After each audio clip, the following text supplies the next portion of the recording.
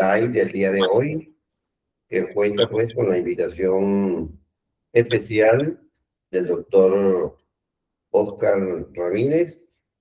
Igualmente le damos pues la bienvenida a la audiencia que por suerte y por las redes sociales es bastante amplia, ya que podemos llegar por esta vía, por, al menos a la gente de habla hispana, a unos cuantos millones de personas en el mundo entero, como dice Facundo Cabral. Tenemos 6.000, 7.000 millones de personas. Así que vean bien cómo eligen, dice él, ¿no? Así que bueno, Bienestar Tratamiento Online de las Adicciones tiene este brazo psicoeducativo que pretende de alguna manera dar información científica, pedagógica, académica, interdisciplinaria del transaber sobre el tema drogas, sustancias, conductas adictivas, y bueno, lo que está en nuestras manos lo hacemos gratuitamente para toda la población y hasta ahora tenemos más de un año en esta actividad. Yo tengo la oportunidad de conocer a Oscar, asistí a algunas, no voy a decir que siempre, pero sí asistí a algunas de las reuniones de los segundos sábados del mes en el capítulo de adicciones, cuando Oscar estaba allí como coordinador responsable del capítulo de adicciones de la Asociación de Psiquiatras Argentinos, ¿no? Y bueno, compartí con Oscar también en una fundación, institución que se dedica al tema de las adicciones, acá en Capital, donde Oscar era pues el director médico, ¿no? Quería hacer este comentario previo, porque estaba revisando el tema, me puse a pensar sobre el tema de del tratamiento, ¿no? Que es el nombre que lleva las medicaciones en las adicciones, es el tema que nos corresponde hoy tratar. Y me recordé cuando hacía el posgrado de psiquiatría que era obligatorio un poco saber las revoluciones, lo que se ha concebido las revoluciones psiquiátricas o las revoluciones dentro de la psiquiatría, que si bien no hay universalmente un acuerdo, sí hay algunas, digamos, algunos indicadores que nos permiten decir que la psiquiatría pues ha tenido hechos muy relevantes que se consideran revoluciones. Una de las que siempre me recuerdo, pues, es la revolución de la humanización del enfermo mental, eh, muy particularmente el nombre más emblemático es el de Filippo Pinelli, ¿no? Por allá en el siglo XIX, siglo XVIII y principios del siglo XIX. Después vino en el siglo XIX la llamada revolución nosológica, ¿no? Que comenzaron a clasificar sistemáticamente los trastornos mentales según sus síntomas y evolución. Yo no sé por qué dentro de las revoluciones psiquiátricas no aparece el tema de eh, el creer que las enfermedades mentales eran producto de de los demonios, la concepción demoníaca, ¿no? La causa, ¿no? La causa de las enfermedades mentales era lo demoníaco, ¿no? Donde predominaba mucho el tema religioso y sin embargo no aparece dentro de las revoluciones de la psiquiatría que se demostrara pues que habían hechos efectivamente biológicos, psicológicos y sociales, pero que se concibiera pues que tenía una base biológica como lo es el órgano que es el cerebro en este caso, ¿no? De modo que esto dio, digamos, como se consideró como la segunda revolución. Después se habló de la tercera revolución psiquiátrica que la hace nuestro maestro Sigmund Freud, por allá a finales del siglo XIX y primera mitad del siglo XX, que bueno, de ahí devinieron cualquier cantidad de psicoterapias, inclusive dentro del mismo campo psicodinámico, sus mismos discípulos pues dieron raíz a nuevas tipos de psicoterapia. Bueno, después entró toda la corriente conductual, con Skinner, y entró toda la corriente conductual también cognitiva. Hoy en día incluso se habla de la dialéctica conductual, donde, bueno, se parecía que el tema de la dialéctica estaba muy ligada a lo que era el materialismo histórico. Se habló incluso del acercamiento entre Freud y el marxismo, cosa que después quedó descartada. Y bueno, pero hoy tenemos una psicoterapia que se llama dialéctica conductual, que se viene utilizando mucho en los pacientes con trastorno límite de la personalidad y que se viene asimilando un poco en el tratamiento de las personas con trastornos adictivos, llámese en estos consumos problemáticos de acuerdo a la Ley de Salud Mental Argentina. Y eso es bien interesante, toda la movilización psicoterapéutica que se ha venido teniendo, ¿no? A raíz de Sigmund Freud, quien ustedes muy bien saben, pues, trató de explicar el tema de las enfermedades mentales a través del inconsciente, ¿no? La cuarta revolución la da en la década de los 50 la aparición efectivamente de los psicofármacos. El descubrimiento de medicamentos eficaces transformó el tratamiento de muchas enfermedades psiquiátricas. ¿Mm? Hoy en día se le dice a los pacientes, que ya no se les llama a veces, según algunas determinadas lectura que hemos hecho de la ley de salud mental, se llama usuarios, residentes, etcétera. Elementos en los cuales, bueno, no nos gusta profundizar mucho, ¿no?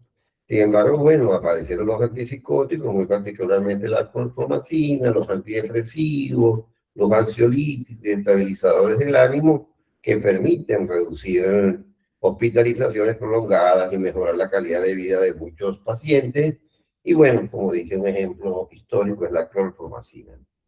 Después se habla de una quinta revolución, que es la quinta revolución neurocientífica y biopsicosocial, que no es más pues que si cuando uno se puede revisar que el hombre es una unidad biopsicosocial o el ser humano, estos no son más que las series complementarias de Freud, que lo hizo hace muchísimos años. Entonces, bueno, cambiaron los nombres, pero esas son las series complementarias de Freud, ¿no?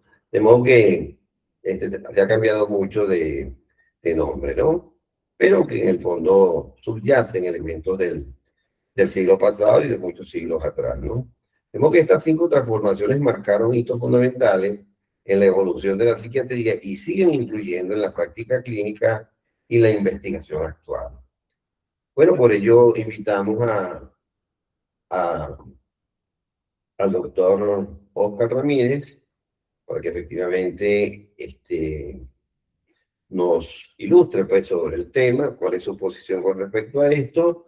Es director, eres médico psiquiatra, docente, director médico de la Asociación Civil Valorarte, del Hospital Nacional Doctor Baldomero Sockmer, Clínica Estancia del Pilar, Hospital de Emergencia Psiquiátrica Doctor Torcuato de Alvear y Sami, de Ciudad de Buenos Aires. Miembro fundador de la Sociedad Argentina de Medicina de las Adicciones, SAMA. Arsan, miembro de ISAN, International Society of Addiction Medical. Asociaciones ha pertenecido ha sido presidente honorario del capítulo de drogadependencia, alcoholismo y alcoholismo de la AXA, que como les dije es la Asociación de Psiquiatras de Argentina. Es director médico y clínica y fundación Gradiva, comunidades terapéuticas, ex psiquiatra del equipo de clínica ALCLA de rehabilitación integral, atención ambulatoria y domiciliaria. Este es un resumen de Oscar, porque conozco toda su trayectoria y bueno, quisimos hacerlo muy, muy resumido para oír a Oscar como persona que ha dedicado, pues, dentro de la psiquiatría, pues, se ha dedicado al tema de las adicciones. Así que, como se dice acá en la Argentina, Oscar, la cancha es suya y más hoy que comenzó el Mundial de Fútbol. Bienvenido. Bueno, gracias por la presentación. Primero, es un gusto y un honor que Juvenal, una persona con la que he trabajado, y digo persona con mayúscula, digo mucho más que solamente un doctor, muy buena persona y aparte muy dedicado a lo suyo. Así que es un gusto estar acá y que me hayas invitado, muy amable. Y espero, bueno, poder intercambiar, la idea era un poco más tipo taller, poder intercambiar de manera que le resulte útil en términos concretos a la gente que quiere intervenir. Siempre, bueno, tratando de, el currículum por ahí lo anticipa, digamos, los 40 años que llevo en esta cuestión son principalmente de trabajo directamente con los pacientes de atención y por eso es desde donde miro. Digamos que ahora que Júpiter y Venus están alineados, me gusta aclarar que no es así para Venus, es para Júpiter y para la Tierra, nada más ese alineamiento. Entonces, bueno, para que tengan presente que las perspectivas son importantes. Para empezar por eso, una de las perspectivas que siempre he utilizado en todos estos años es que el tratamiento psicofarmacológico es siempre un traje a medida. Es siempre un traje a medida y es de las muchas cosas que pueden serlo, dentro por supuesto de la terapia y de todas las técnicas que ahí hizo un buen recorrido acá el colega Juvenal. De todas las terapias es una de las que tiene la característica de ser un traje a medida. ¿Por qué? Porque, porque sabemos bastante, pero no sabemos suficiente y tenemos que ir trabajando con mucha cercanía a los resultados, en este punto en particular de las medicaciones para las adicciones, que sería, en nuestro caso, poder escuchar, observar, poder tener opiniones alrededor de las personas que atendemos. ¿Por qué agrego esto de tener opiniones alrededor? Y muchas veces el descubrir, digamos, esa necesidad de cambio o no, o el buen resultado de los esquemas que se diseñen, está en qué tanto más allá del puro confort o bienestar o cambio que le esté produciendo a la persona en cuestión, que también esté sucediendo algo parecido en el entorno. Es muy importante. El entorno puede ser muy variable y también juega un rol importante a la hora de medicar. Por ejemplo, es distinta, y ahí iba también a esta etapa histórica iniciada por la clorpromacina, es muy importante para la toma de decisiones, por ejemplo, de las vías de suministro, el grado de adhesión y si el grado de adhesión no es manifiesto, el grado de adhesión calculado desde el entorno. El trabajo, en este caso, con las familias, en estos casos con las familias son muy importantes y, y después agregaría en la particular inflexión que nos produce trabajar con medicación a tiempo fijo y con plazos, digamos, con más margen respecto de lo que es la medicación en la cual hay adherencia, el esquema medicamentoso en el cual hay adherencia y, y buena respuesta por parte de la persona en tratamiento, en esa diferencia tenemos que jugar. Voy de a poco. Me parece también clarísimo y entre los que estamos en este tema, creo que ya estamos bastante interiorizados. Es muy dependiente también de cuáles sustancias y cuáles, digamos, predominan, incluso si es más de una sustancia, en el consumo y en el efecto. ¿Por qué? Porque también tiene tiempo de, de influencia o determinación sobre los efectores sobre los cuales queremos actuar en la medicación. ¿A qué me refiero? Es distinto y es muy interesante explorarlo.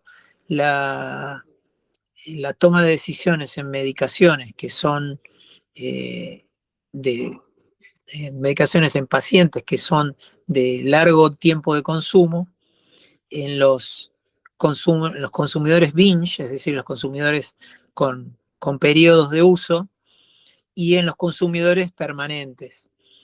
También en lo que decíamos respecto de las múltiples, de los policonsumos, tenemos que tener en consideración una serie de interacciones que hacen que uno tenga siempre la idea inicial de estar ante una jarra loca. Jarra loca, por si no están digamos, eh, si no están con conocimiento de esta denominación, es una jarra que se usaba hace unos años, hace unos cuantos años, como introductoria de las fiestas juveniles, en las cuales ponían un poquito de tal alcohol, un poquito de tal gaseosa, un poquito de tal fruta, y esa jarra loca no se sabía lo que tenía, y el único que sabía lo que tenía ahí adentro era el que la había preparado. Bueno, bastante parecido a lo que pasa con las sustancias en su difusión callejera. Bien, entonces, para lo que es para cada sustancia en particular, no les voy a decir nada que no encuentren mejor en cualquier presentación académica, en los manuales en general. Lo que tiene interés y lo que me parece interesante es empezar a jugar con las dificultades que nos ofrece la toma de decisiones en la medicación y a qué distintas áreas, digamos, de intervención psicofarmacológica vamos a echar mano en torno a, bueno, en el caso concreto.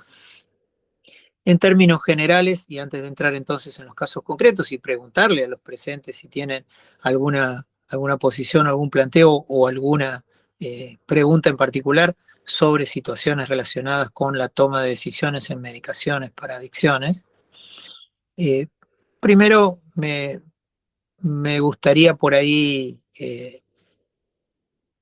sabiendo, ¿no?, que hay generalidades que las pueden encontrar fácilmente en los manuales, como les decía antes, me gustaría tomar en consideración una cuestión que en Argentina está cada vez más en discusión respecto de el uso de algunas sustancias. Como particularmente la marihuana ha tenido un ingreso comercial, industrial y marketinero muy importante en la sociedad argentina, ha sido una particular dificultad reciente entre los mismos colegas que tomen en cuenta las modificaciones que produce la marihuana y sus sustancias activas en las personas que tenemos que tratar en situaciones absolutamente clínicas, ni hablar, pero por supuesto también en las situaciones específicamente de tratamientos de adicciones.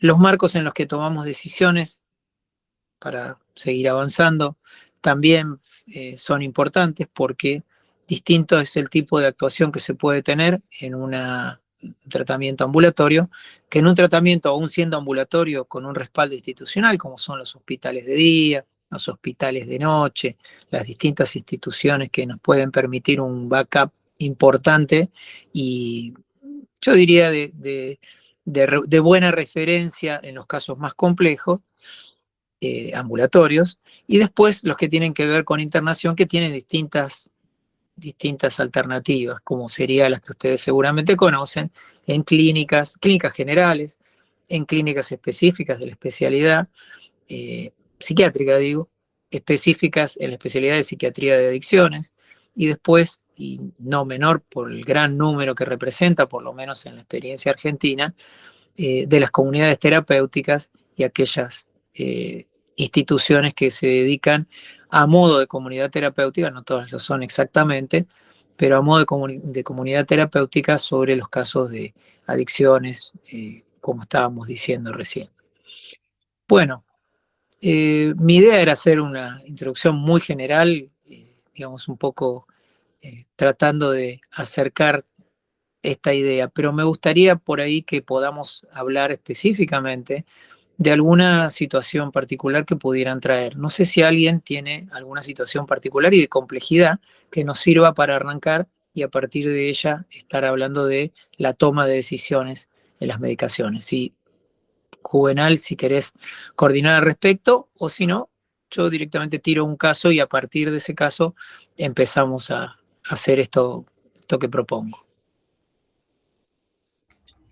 Bueno, fíjate, Oscar, así como vos hablas de el marketing de la marihuana con mucha fuerza en la Argentina, con lo cual coincido, eh, igualmente siento, percibo, que uno que está en el día a día, en la atención, como una especie de resistencia o de tendencia, no solamente de los pacientes atendidos, sino los que no son atendidos también, me refiero a la población, como una especie de rechazo a la medicalización, de rechazo y lo expresan, por ejemplo, coloquialmente como doctor, yo no quiero saber nada de pastillas.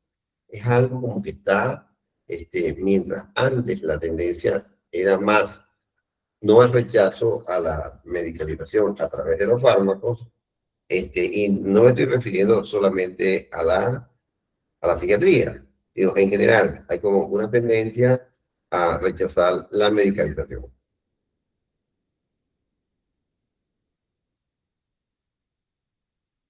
Sí,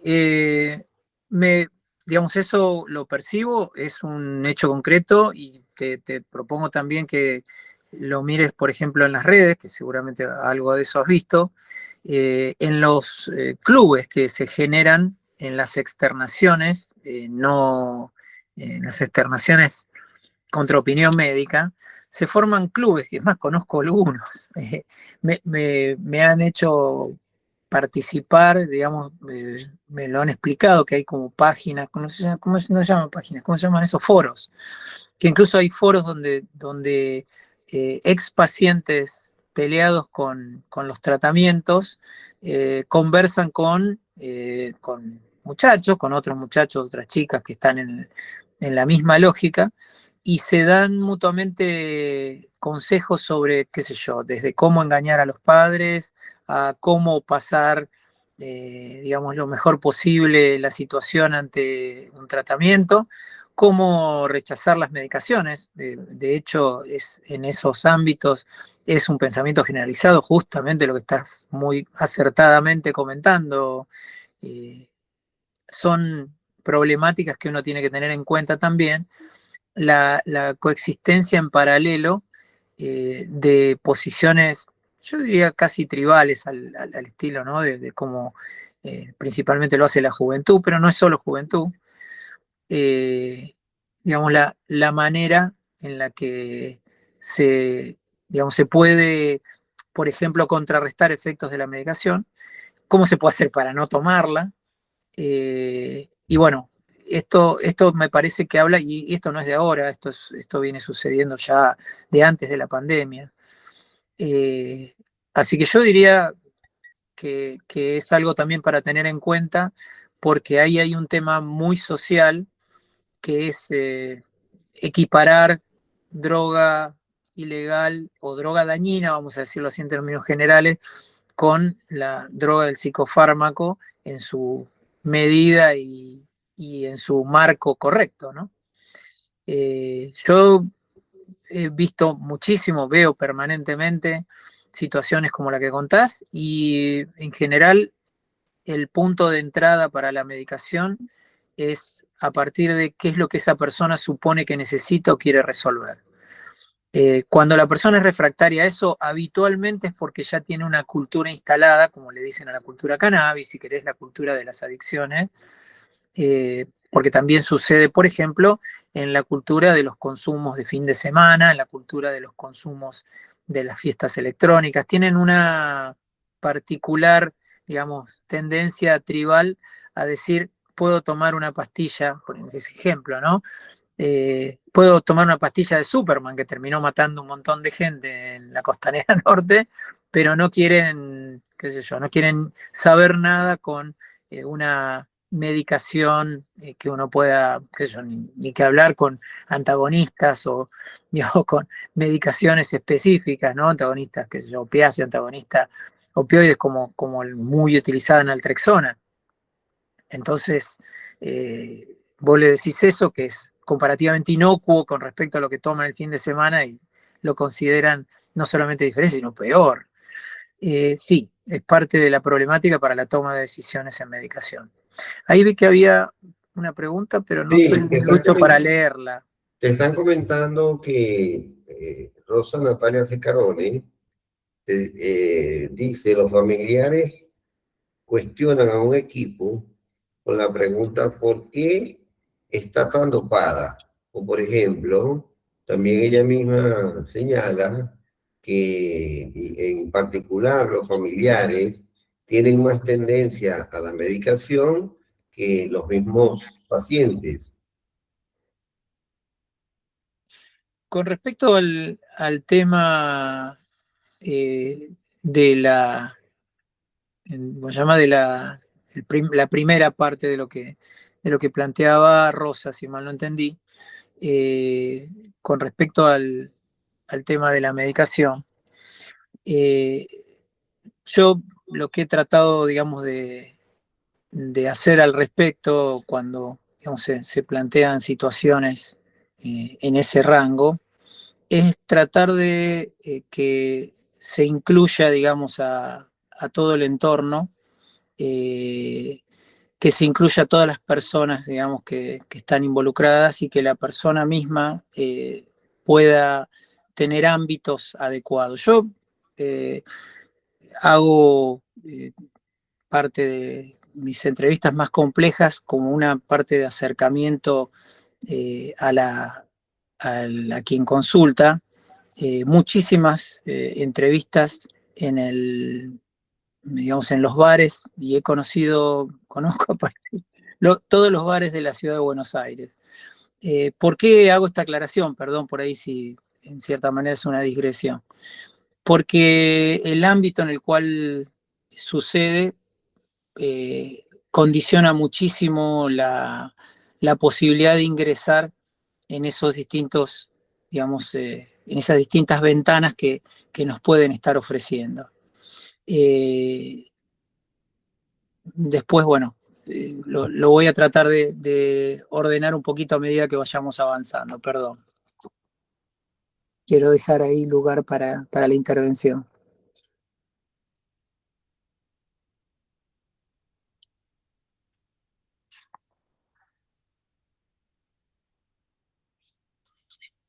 Si alguien quiere hacer alguna... A Rosa le preguntaba, perdón, por ahí no lo dije claramente, si Rosa específicamente, a ver, porque no tengo, o no sé cómo se lee la pregunta concreta. A ver. No, ella dice que los familiares cuestionan a un equipo con la pregunta, ¿por qué está tan dopada? Esa es una de lo que ella escribió. Y también dice, retomo la consulta, ¿por qué tanta resistencia a la medicación de parte de la familia? Ella es trabajadora social y directora de una comunidad terapéutica.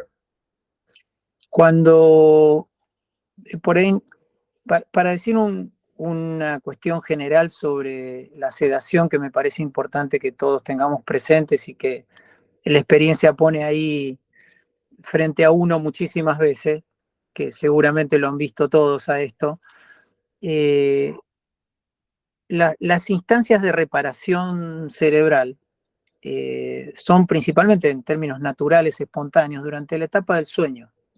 Es decir, el cerebro disminuye su funcionamiento, la persona espontáneamente, digamos, cuando está durmiendo empieza a reparar, esto si tienen presente el GPS cerebral, empieza a recorrer los distintos escenarios mentales para alinear los patitos, decimos acá en Argentina, y para parte de lo que, digamos, parte de lo que hace es dar la oportunidad de concentrarse en esa reparación durante la etapa del sueño.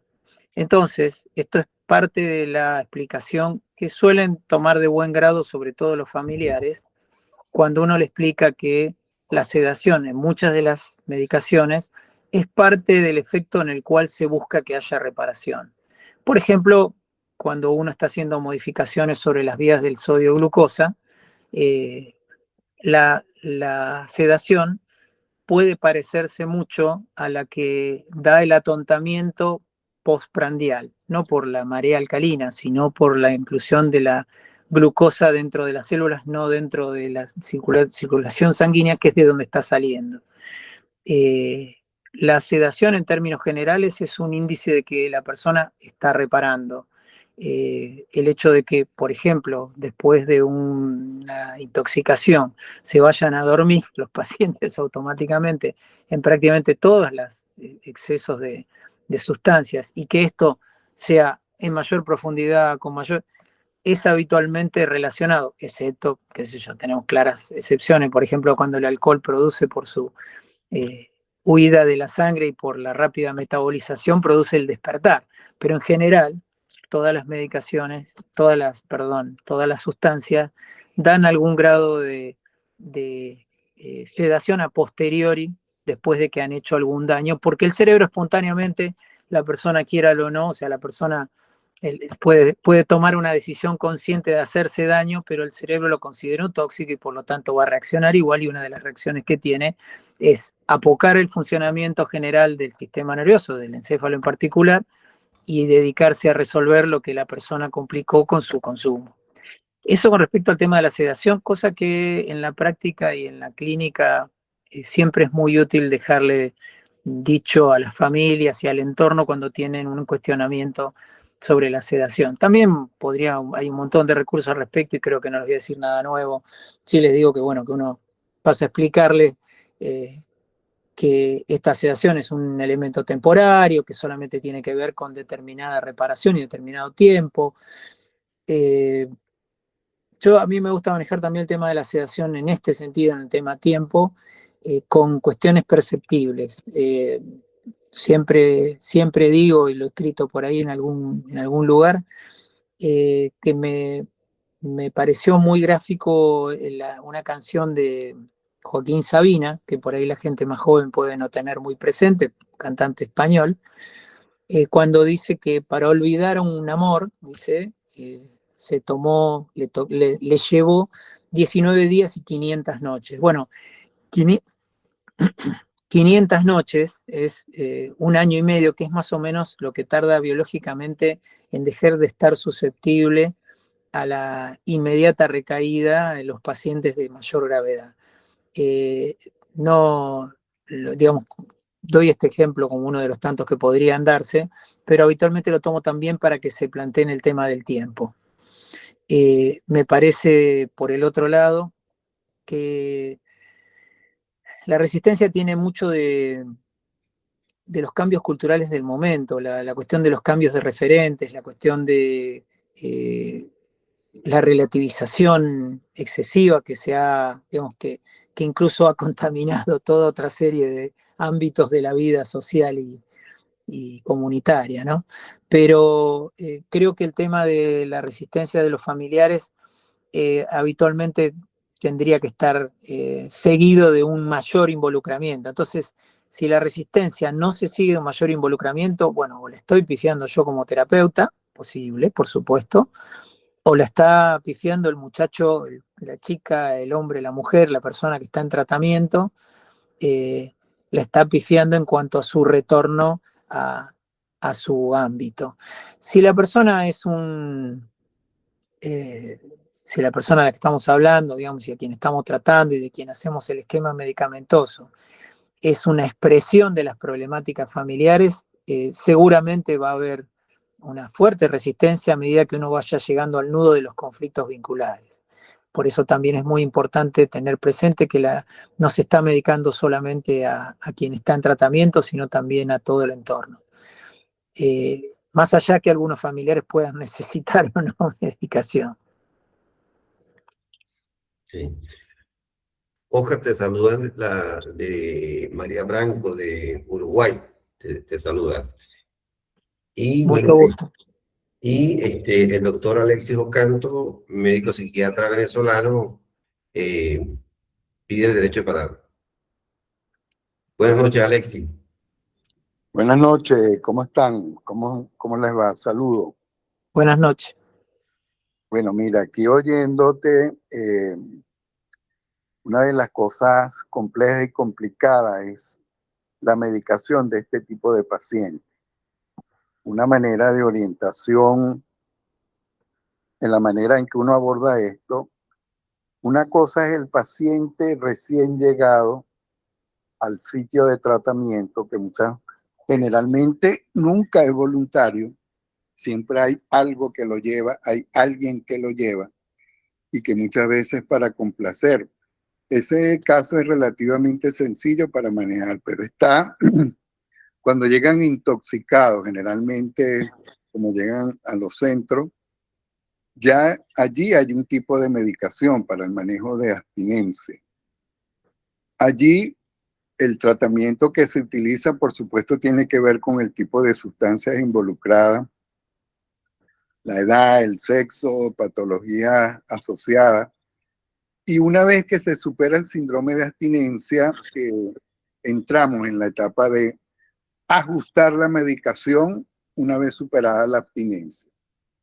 Allí comienza uno de los problemas que creo que hay que comenzar a ajustarnos a lo que llamamos la patología dual. No todos los pacientes están iguales, no todos están entendiendo. También los síndromes prefrontal asociados al tiempo de consumo. Todo eso va generando una mezcla para comenzar a trabajar con lo que usted decía anteriormente de cómo equilibramos ese cerebro ya desequilibrado. Y en el tercer espacio, el tercer tiempo, es cuando sale de la etapa de tratamiento, que es lo que estaba hablando la amiga.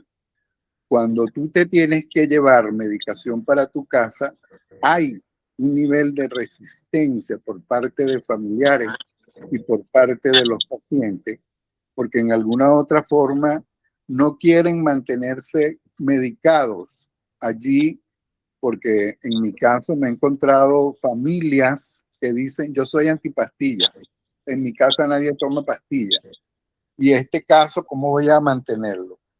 Y sabotean, consciente o inconscientemente, el uso de tratamiento y posteriormente llegan en situación de recaída. Entonces, en esos tiempos, quería oírlo un poco, a ver cuál es la experiencia que tienen para manejarse en estos tres tiempos, en el ingreso, en el salirse del periodo de abstinencia y en el regreso a casa, que algunos saldrán con un diagnóstico de patología dual y otros quieren reintegrarse a su área laboral, pero sin tomar pastillas, pero con niveles de ansiedad altos ante cualquier situación de frustración.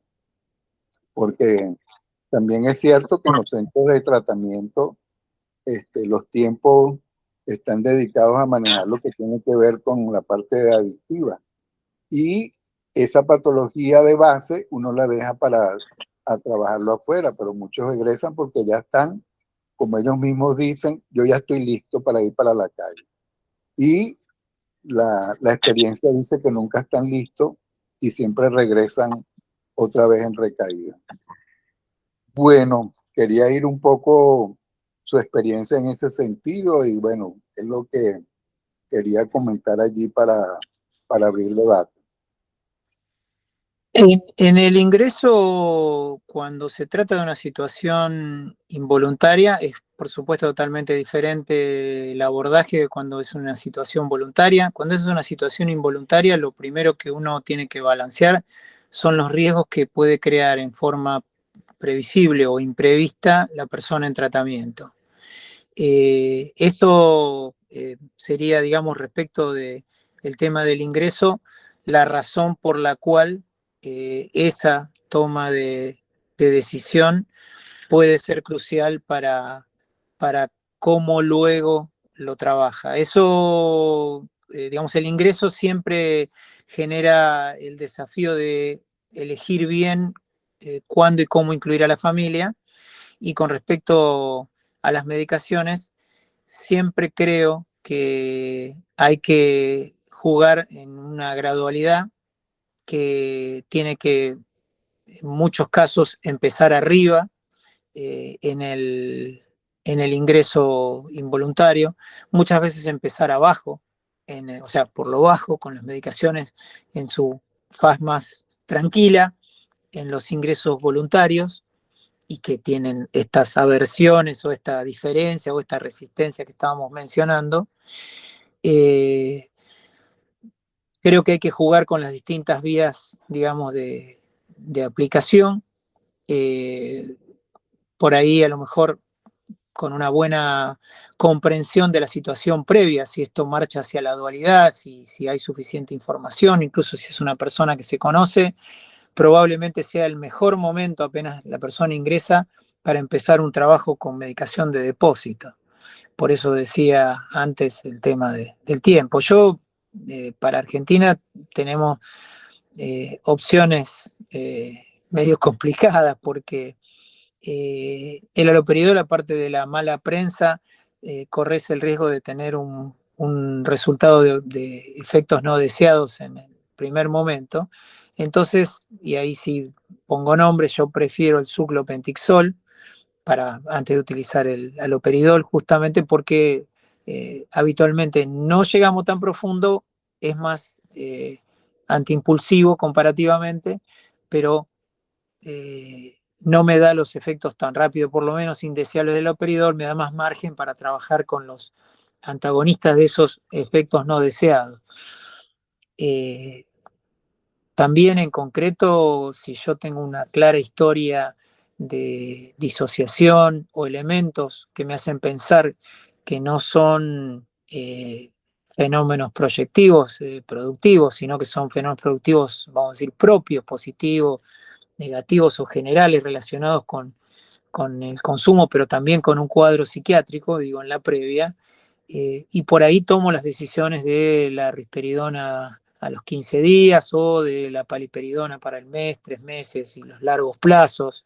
Digamos, eso está muy relacionado con que en el ingreso lo podés hacer y más adelante te va a resultar muy complejo, una vuelta atrás incluso en mucha gente, muchas personas tratadas, aún internadas, digo, y muy condicionadas, puede ser todo un regreso para atrás tratar de colocar un inyectable de largo plazo. Entonces por ahí es una decisión que nos requiere mucha meditación, pero rápida resolución. Por eso decía, no solamente, digamos que la toma de decisiones nuestra también está relacionada y con nuestra posibilidad de encontrar el momento justo, está relacionado con el momento justo de la persona. Con respecto al momento de salir de la abstinencia, es un buen momento para que la persona pueda no sentir tanto el efecto, que la medicación le resulte más o menos con natural, o incluso que uno piense, aún dentro de una internación, trabajar a muy poca o nada de medicación. Esto se puede hacer, por supuesto, vuelvo a lo mismo, siempre con un grado de conocimiento y muy aplicado al caso a caso. Pero no han sido pocas las ocasiones a lo largo de los años, han sido muchas las situaciones en las cuales ese periodo en el cual la persona en tratamiento empieza a tener alguna capacidad reflexiva y a poder tomar un poquito de distancia de las, digamos, de los apremios que le genera la abstinencia, eso es tal vez un buen momento en algunos casos para decir, bueno, retiramos esta medicación en la medida que no tengas esto, y la persona, razonarlo con la persona. Por supuesto no entiendo, y ahí vuelvo a algo que decía Juvenal antes, digamos, la psicodinámica profunda muchas veces juega mejor en áreas de los sentimientos que en áreas de la conciencia, y bueno, habrá que medir eso también. Es más, el marketing político de nuestra Latinoamérica lo prueba, pero bueno, lo que sucede en los adictos se parece en ese sentido. La apelación al sentimiento en un momento de transición como la salida de la abstinencia, le digo acá al colega, me parece un punto importante. Otro punto muy importante, y no quiero, por ahí no estoy haciendo medio lungo, perdón, Juvenal, no sé qué margen de tiempo tenemos. No, estamos bien. Estamos bien. Bueno, y después, en la reinserción, fundamental y buenísima la pregunta del colega, yo creo que ahí en la reinserción tenés que considerar sine qua non las distintas dimensiones en las cuales se va a desplegar esa persona, porque una cosa es que regrese a su casa de una especie de internación domiciliaria, y otra cosa es que regrese a su casa y a su trabajo, o a su casa y a su estudio, o a su casa y a todo, digamos, qué sé yo, no puedo, una cosa que sucede hoy, ¿no? En la terrible situación económica que estamos pasando en la Argentina, que te dicen, y no puedo, tengo que salir a trabajar, no me puedo quedar internada. Me acuerdo hace unos días, no, hace no mucho, una chica, digamos, que sostenía a sus 3 hijas y que su pareja también, bajo tratamiento por patología dual, no, digamos, estaba apremiada, perdón, vuelvo al punto anterior, digamos, estaba apremiada por hacer su reinserción laboral, porque ella decía, si no entra dinero en mi casa, al cohete que yo haga todo esto, decía. Entonces, por supuesto que no era el cohete, ¿no? Pero sí era su visión legítima de la situación. Entonces yo diría que en la reinserción es muy importante la dimensión red, la dimensión reinserción social, reinserción comunitaria, y ahí apelaría a un colega que también ha trabajado con Juvenal, que seguramente lo recordará, Raúl Rusino, el licenciado Raúl Rusino, Claro. hace Sí. muchísimos años, hace muchísimo, ya ni me acuerdo, hace 40 años, no sé, en un trabajo que estábamos haciendo en equipo en torno a una situación, él planteó que, eh, que en este caso para reinsertarlo no teníamos garante. Plin nos encendió el foquito a todos y empezamos a hablar, claro, a ver, y empezamos a buscar claro, que el garante es un elemento fundamental para tener en consideración a la hora de reinsertar, a la hora del tratamiento en general, por supuesto, mismo en el tratamiento de internación. No es lo mismo una persona que está abandonada, entre comillas, en la internación que una persona que sigue siendo visitada por su familia. Entonces, cuando él dijo lo de garante, le empezamos a dar vuelta y yo terminé con una definición psiquiátrica general, pero que es absolutamente válida para la situación de las personas adictas. El garante es el que está más loco que el loco y lo ayuda aunque no se deje. Eso también lo escribí en algún lado, pero el garante es ese, el garante que mencionaba Raúl, porque en realidad la idea inicial fue de él, de darle una entidad. Después nos reíamos, ¿no? por las definiciones, que yo, pero creo que la definición que más se acerca es esa. El garante es el que está más loco que el que está loco y lo ayuda aunque no se deje, y el garante es el que está más loco que la locura que le causa la droga a la persona que consume y que lo ayuda aunque no se deje. Y es fundamental encontrarlo. Es fundamental encontrar si hay más de uno. Hay que encontrar garantes en el club del barrio, porque los clubes de barrio también están inundados por consumo de distintas maneras, no solo los más graves, sino por ahí los más aceptados socialmente, como el alcohol, o como decíamos recién, la marihuana. Encontrar los garantes, por ejemplo, en el trabajo. Me ha pasado ir a buscar a una villa, a un joven, vamos a llamarlo al joven a ir a buscarlo a la villa de Cobo, que queda cerca de este lugar donde hemos trabajado juntos con Juvenal, y el muchacho estaba en la calle. Sin embargo, es uno de los creadores de buena parte de los sistemas de seguridad empresarial y de seguridad informática de empresas de seguridad en la Argentina. Y el muchacho estaba en la calle consumiendo cocaína y más, ¿no? Inyectable no, en general siempre aspirada, pero el muchacho vivía en la calle. Me acuerdo como anécdota que cuando lo fuimos a buscar junto con su jefe, porque no había ningún familiar ahí que pudiera oficiar de garante, lo fuimos a buscar con su jefe, él dijo, ¿me aguantan un cacho que tengo que dejar un cartelito? Y dejaba cartelitos en ¿vieron esa especie de pilares que tienen electricidad en la calle, que tienen que ver con el flujo de electricidad en los barrios? Bueno, dejaba en lugares que él tenía acordado, yo no le estoy avisando a fulanito, le estoy avisando a fulanita que, o sea, que tenían como, no tenían celular, imagínense, o sea, que dejaban mensajes en los postes de luz, digo, no eran postes de luz, en estos pilares de electricidad, específico para fulanito, para decirle, che, no me busquen, no se preocupen, no voy a estar porque me voy a tratamiento. Y se vino. Y el garante ahí era el jefe. Claro, vuelvo a decir, no menor, más allá de que, por supuesto, dio toda la impresión de que lo quería, era su Messi, digamos, ya que estamos en etapa futbolera, era su Messi a la hora de hacer programas, cuando todavía la IA no hacía programas, digamos. Digo esto porque es importante tener en cuenta que ese muchacho necesitaba pasar con muchísima lucidez esa etapa, porque él había decidido nada menos que salir de la calle donde él consumía libremente y de no tener a nadie a tener una comunidad terapéutica con él.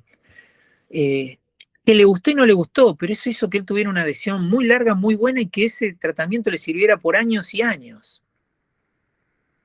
Recién cuando se le cuestionó su paternidad y su condición de esposo y de padre, muchos años después volvía a atenderlo. Pero, digamos, para toda una etapa de su vida, la toma de decisión, y bueno, y en ese momento la medicación era solamente para que no la pase mal. Muchas veces era más medicación clínica incluso, ante situaciones, por ejemplo, las algias post-consumo, las algias de la etapa de abstinencia, muchas veces tuvo que ver con medicación clínica más que incluso con medicación psiquiátrica. Creo que hasta ahí más o menos lo dicho, lo preguntado, lo planteado, me pareció muy, muy bueno y muy ordenado, digamos, el planteo, en el cual agregaría esta última propuesta sobre echarle una buena mirada a la frustración. La frustración puede ser un instrumento valiosísimo de tratamiento a la hora de medicar, como al mismo tiempo puede ser el inicio del fracaso total de la medicación. Porque la frustración puede advenir como una demostración, lamentablemente, digamos, que le dé pasto favorable a no quiero tomar ninguna medicación y estar una persona recién reinsertada. Yo creo que la definición que les decía al principio, que es la que yo tomo como norte, como brújula, de que es un traje a medida, es muy importante. Todo el esquema tiene que incluir hasta el paracetamol, digamos, hasta el ibuprofeno o qué sé yo, en algunos casos los antiinflamatorios no esteroides, por ejemplo, en las personas que están teniendo inflamomas post-consumo masivo y que incluso han tenido elementos desorganizativos que los hace pensar que están entrando en procesos demenciales, y no, era que estaban tomando clonazepam con el alcohol y que eso les produjo digamos, esos elementos de deterioro cognitivo que pueden dar incluso la sensación de que una persona está entrando precozmente en un proceso de demenciación. Pero básicamente el proceso de demenciación es la desviación de vías, pero también digamos, la alteración de vías y la obstaculización de vías. Por eso es muy importante ver en esos casos particulares, que las necesidades que la persona siente empiecen a plasmarse en su realidad. Es decir, que vea resultados. No soy resultadista, pero, digamos, no jugaría como Bilardo, no sé si saben quién es todo, no jugaría al catenaccio italiano, digamos, en el tema medicación, no jugaría a la defensiva, sería, o con cualquier recurso, sino, o sea, considerar que sin medicación no hay tratamiento, por ejemplo, en una reinserción o, por ejemplo, en un inicio ambulatorio. No jugaría al catenaccio, por eso hago esa aclaración en este momento, porque la frustración puede llegar a ser, por ejemplo, una pateada fuera de todo tratamiento de alguien. Y bueno, eso también uno tiene que tener caminar con mucha delicadeza entre cristales. Bueno, no, por ahí había algunos elementos también de patología dual que podíamos conversar, pero bueno, me gustaría hacerlos en función de planteos. ¿Alguien más quiere tomar la palabra?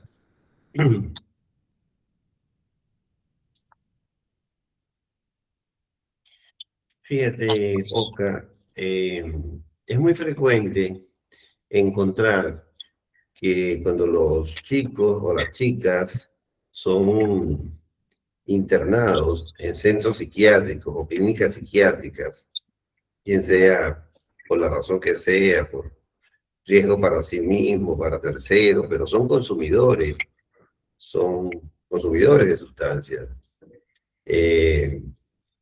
Nos encontramos que en la epicrisis, que es el conocido en otras partes como el informe de egreso que hacen los médicos, nos llegan con una patología dual.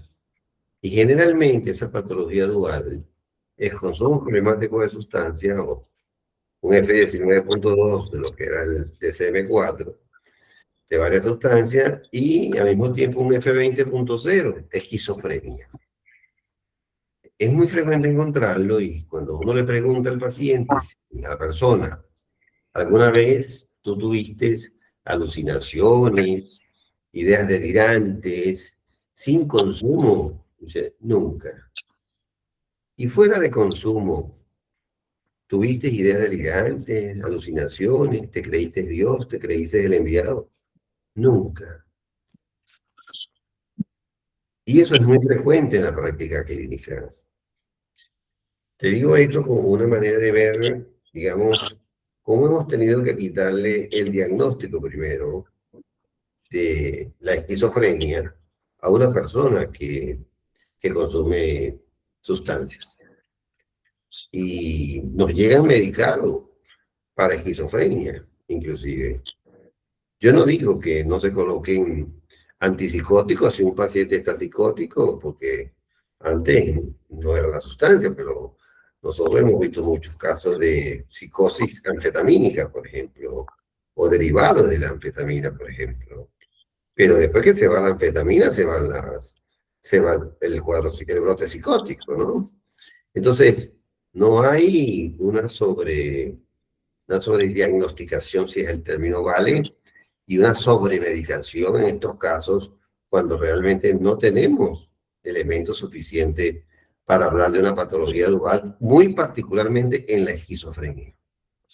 Sí, es un buen planteo porque yo mismo a lo largo del tiempo me he ido corrigiendo respecto de cuánto fijo, bueno, cuánto fijo yo, digamos, el diagnóstico dentro del gran espectro, el largo espectro de la esquizofrenia en informe. Bueno, quiero aclarar que cuando la situación tiene algún grado de compromiso legal, uno por ahí tiene que marcar con más razón que hubo un elemento esquizoide, pero desde el punto de vista puramente médico, no está tan convencido que esa esquizofrenia realmente estaba ahí, sino que era en todo caso un producto. Lo que yo diría, y que es muy interesante que nosotros tengamos presente a la hora de medicar, es que así como hay un blackout, hay un esquizo out.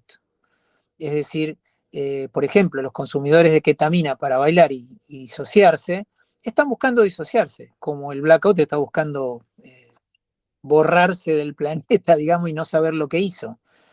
Yo creo que esa disociación provocada, esa disociación buscada, esa búsqueda, ese esquizo out que tienen, digamos, muchos pacientes, a veces confunde, es cierto, a veces en realidad condiciona. Ahí es donde quería señalar lo que vos decías. Eh, Estamos como médicos muchas veces condicionados a señalar un elemento que no es permanente, pero que es potencialmente un suceso que tiene consecuencias. No es medicina defensiva, es medicina integral. Pensar que un muchacho que busca estoy pensando en casos concretos, que un muchacho que busca disociarse, que busca estar en situación esquizoide, para poder actuar, entre comillas, más libremente en determinadas áreas sobre las cuales tiene un grado de conciencia, es decir, aún estando esquizoide no está olvidando lo que sucede y lo busca y lo repite. Estos son casos concretos en los cuales uno tiene que tener bastante cuidado, sin ser medicina defensiva, claro, pero sí teniendo muy presente que esta persona está buscando ese desequilibrio y por lo tanto, sobre todo si uno lo tiene durante una etapa en la que está cuidado, tener en cuenta que salir de esa etapa de cuidado puede ser en una recaída, un retorno a una paranoia, cocaína, un retorno a una disociación un poquito más profunda, variable, digamos, como la que produce el THC, o la disociación esquizofísica, digamos, de la ketamina, por ejemplo, en las fiestas, en los boliches. Eh,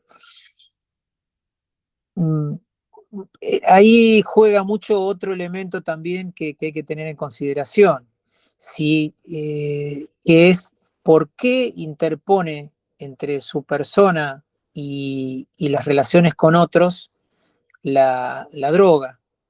Si lo hace ante sí mismo, ejemplo, qué sé yo, estaba pensando en el hijo de un empresario muy importante, falleció el empresario muy importante de los neumáticos acá en Argentina, y el muchacho colaboraba con él, era un muchacho ejemplar, ya estaba casado, no tenía hijos todavía, joven, fallece súbitamente el padre, el empresario, y el muchacho se tiene que hacer cargo y empezó secretamente a consumir cocaína en su trabajo, simplemente para emular al padre, lo cual rápidamente terminó en una disociación un tanto paranoide, aunque para él le resultó muy operativo y le duró bastante. En ese caso estaba buscando ese desequilibrio en particular de disociación, y se estaba, entre comillas, automedicando en un duelo patológico y sobre todo en la incapacidad de ocupar un lugar en su posición de hijo, de ocupar un lugar ante la muerte del padre, ¿no? Entonces, ¿cómo sale ese muchacho de la internación? Habiendo fallecido el padre.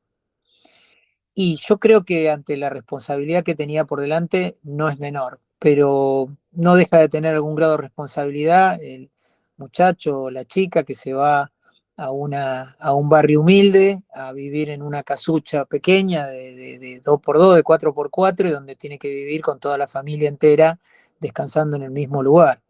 Y eso también da un grado de responsabilidad poder señalar si hubo un elemento disociativo.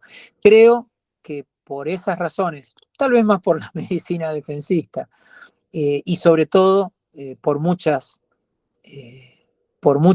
confusiones en el sentido que decías recién, Juvenal, hay una sobrediagnosticación de la psicosis posteriores a los episodios críticos de consumo de sustancias en general.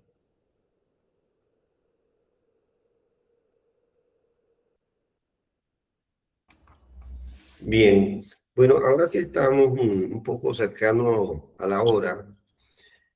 Doctor Oscar Ramírez Blankenhorst. Se me olvidó poner a tu madre acá. No, no es mi madre, es mi abuela de origen alemán danés, que vino a vivir a Perú y que de ahí, luego de tener a mi padre, vino el apellido con mi papá a la Argentina. ¿Sabes por qué te lo digo? Porque a mí particularmente me gusta que pongan el apellido de mi madre. Me gusta. Ah, No, no bien. dejo que no me lo coloquen. Por eso es raro que me pase que no poner el segundo apellido, ¿no? Cuando está. Sí. Oscar, mira, vos de alguna manera iniciaste, ¿no?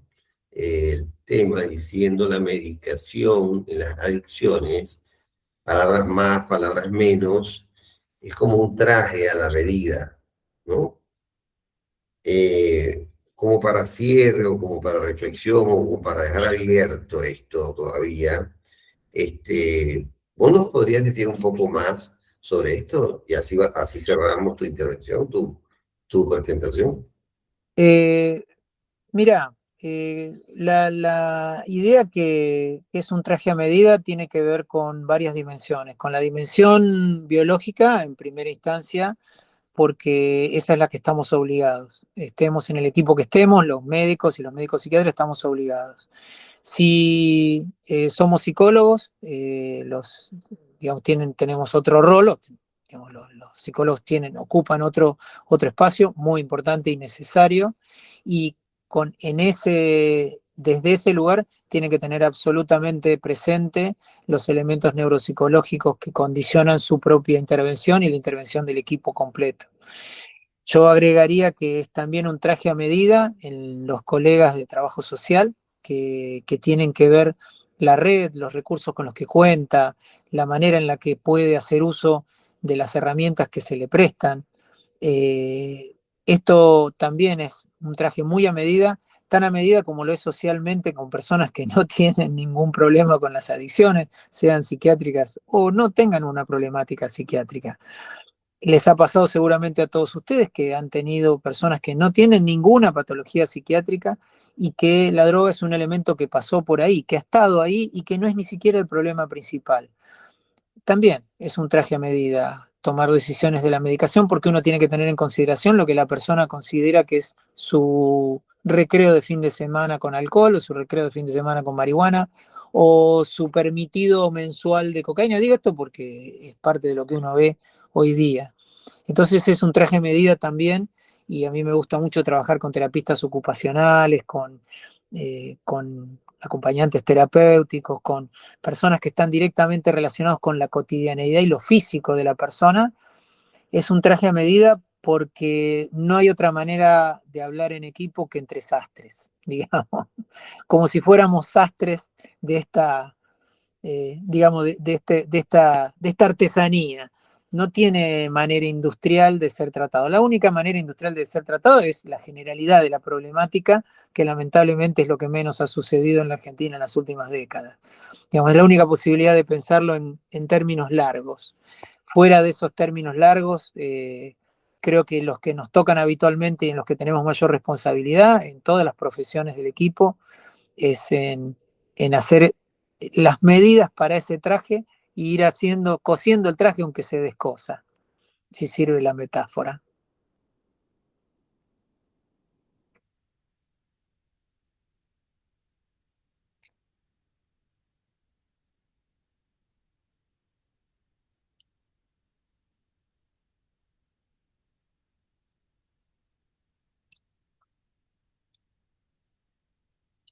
El micrófono, el micrófono, el micrófono tuyo. No se te escuchó, estaba apagado. Comentaba que, bueno, hemos llegado al final por el día de hoy, por hoy, con nuestro invitado especial, el doctor Óscar Ramírez Blankenhorst, que ha sido un honor para nosotros, Bienestar Tratamiento Online de las Adicciones. Agradecemos a la audiencia por estar con nosotros y que, bueno, esto queda en el canal de YouTube para que cualquier persona de habla hispana y del mundo pueda tener acceso a esta información de carácter científico, académico, profesional y seria, para que podamos tener en las redes este tipo de información tan importante para lo que nosotros llamamos la verdadera pandemia, el consumo de sustancias a nivel mundial. Muchísimas gracias, Óscar. Esperemos tenerte nuevamente por acá. Y bueno, muchas gracias, como siempre, a tu proverbial muy buena capacidad de anfitrión. Y hay una cosa que no dije de vos, la más importante, lo excelente persona que sos vos. Ustedes no tienen idea cuánto la gente quiere a Oscar. No conozco a nadie que no quiera a Oscar, la verdad. Lo puedo decir. Conozco mucha gente. Oscar es muy querido como persona, como ser humano, como psiquiatra, como todo, la verdad. En todos los lugares que lo he encontrado, en los congresos, hemos trabajado juntos. Bueno, nunca he oído sino la buena persona que es. Muchas gracias por lo que me toca. Bueno, hasta la próxima. Feliz Bueno, noche. gracias a todos Dios por lo estar bendiga y y que estén Argentina todos sea muy bien. campeón. Que salga lo mejor. Hasta luego. Chao, chao. Chao, chao.